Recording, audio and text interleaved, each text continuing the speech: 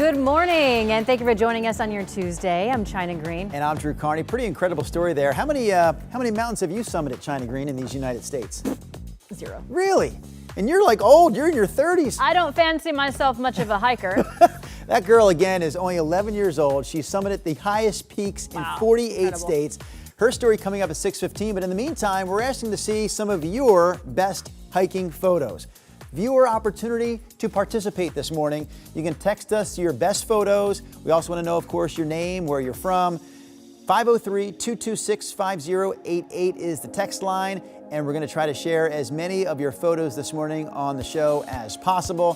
For now, we send it over to that guy. What's that guy's name? Chris McGinnis, good morning. Good morning. Let's show you a beautiful sunrise. I'm going to step out of the way and give you the shot from our Shale tasting room camera and sure with the sun just coming up over the marine cloud cover that has worked its way into the Cascades. So that's why it's a little delayed. We would typically see sunrise a little earlier than this, but the clouds kind of obscuring that a bit. Speaking of clouds, here's a beautiful shot from Timberline pointed south towards a couple of other iconic Oregon peaks, Mount Jefferson and the Three Sisters off in the distance.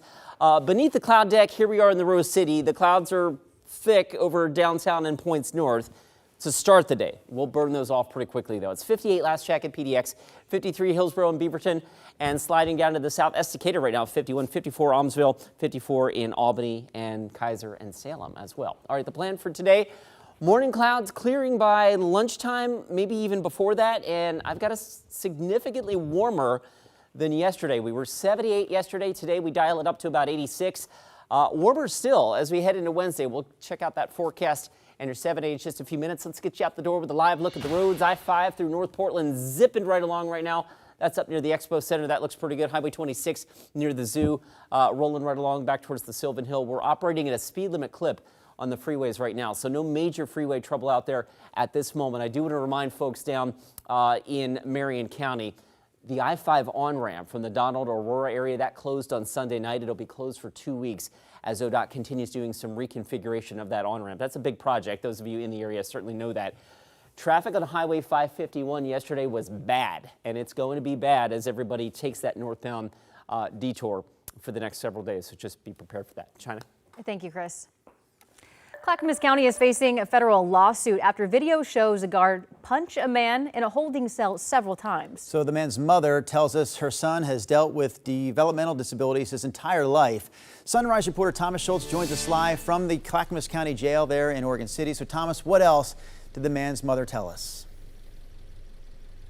Well, she went on to say that she thought he would be safer in jail than on the streets.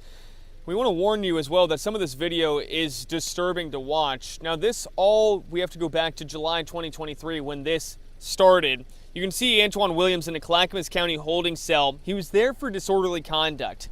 He was asleep on a jail bed when Deputy Gina Marie Fisher woke him up. There's no audio to the recording, but the lawsuit says the deputy told Williams he needed to remove the second shirt he was wearing. Williams then sits up, takes off the shirt, and throws it at Fisher's feet. Then throws a second shirt at her. That's when Fisher punches Williams 7 times in the head and face. Williams crumples to the ground. Fisher and another deputy grab his arm, restrain and remove Williams from the jail cell. Now, a lawsuit has been filed alleging Clackamus County violated his rights and his rights as a vulnerable person with a disability. A person who's on this video, who's getting punched repeatedly over and over and over and over again, that's outrageous. It's not fair. It's not okay for anybody to go through. In a report, Fisher claims she punched Williams because she was afraid he would attack her after the shirt hit her face and blocked her vision.